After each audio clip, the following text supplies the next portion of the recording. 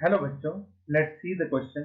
Assuming no change in volume, calculate the minimum mass of NaCl necessary to dissolve 0.01 mole AgCl in 100 liter solution. Kf for AgCl2 minus equal to 3 into 10 to the power 5. Kfp for AgCl equal to 1 into 10 to the power minus 10. तो हमें NaCl का मास जो है वो find out करना है। तो सबसे पहले तो देखिए, we will write the key concept which is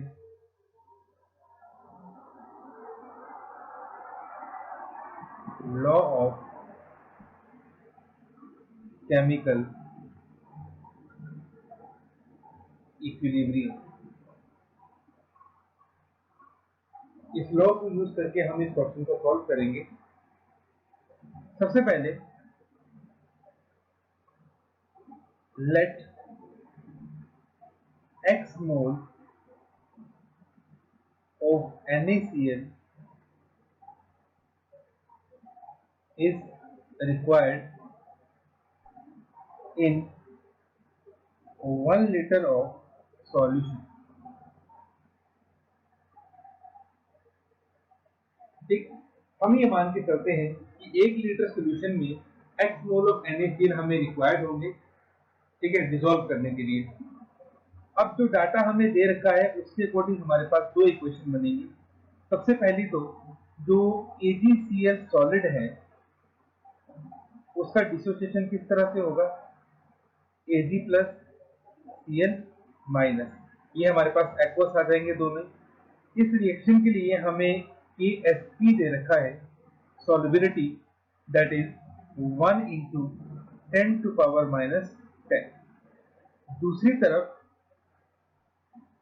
Ag positive plus 2Cl minus, इनके कॉम्बिनेशन से हमारे पास बनेगा AgCl2 माइनस, और इसके लिए फॉर्मेशन कांस्टेंट हमें दे रखा है 3 into 10 to power 5।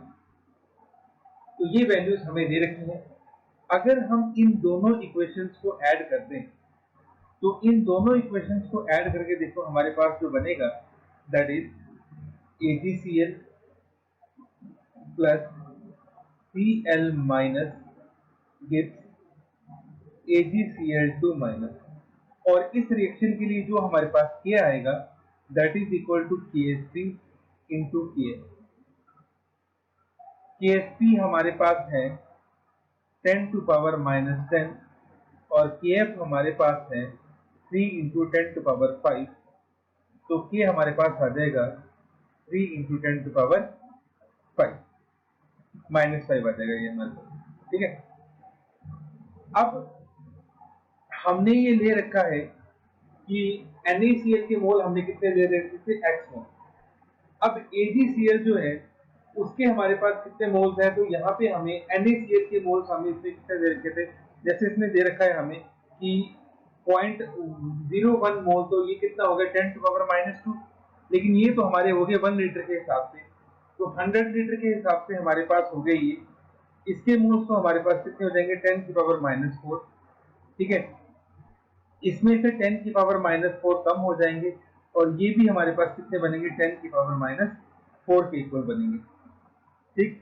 अब जैसा कि हम इसकी K की वैल्यू देख रहे हैं, इसकी K की वैल्यू बहुत स्मॉल है 3 into 10 to power minus 5, तो यहाँ पे जो आपका x minus 10 to power 4 है उसको हम अप्रोक्सीमेटली कितना लिख सकते हैं, x के इक्वल लिख सकते हैं।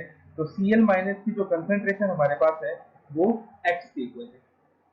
अब इस रिएक्शन के लिए जो हमारे पास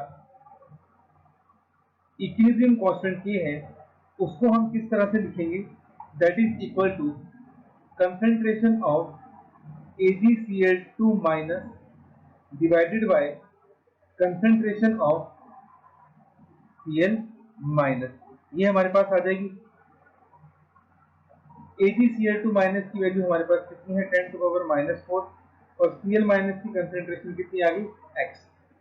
हमारे पास K की वैल्यू भी है, तो K की वैल्यू हमारे पास है 3 into 10 to power minus 5 equal to 10 to power minus 4 upon x। तो यहाँ से x की वैल्यू हमारे पास आ गई 10/3। ये हमारे पास वैल्यू आ जाएगी x की। अब ये x जो हमारे पास आए वो किसमें आए? ये आए हमारे पास mole of NaCl। This is mole of NaCl in 1 litre. 1 litre में हमारे पास ये मोल्स आ गए, लेकिन हमें क्वेश्चन में उसने कितना पूछ रखा है? 100 litre. So mole of NaCl in 100 litre equal to कितने आ जाएंगे? 10/3 इंटू 100। ठीक, अब हमें क्या निकालना है? इतने मोल हमारे पास आ गए। अब हमें निकालना है मास। तो मास किसके इक्वल होता है? Mass is equal to number of moles into molar mass. Number of moles तो आ गए 10/3 इंटू 100 और मोलर मास हमारे पास आ गया 58.5। इसको हम सॉल्व करेंगे तो ये हमारे पास आ जाता है लगभग 19500 gram, which is equal to 19.5 kilogram. तो ये आपके पास आ गया mass of NaCl 95.5 kilogram. Hope you understood it well. Best of luck. Thank you.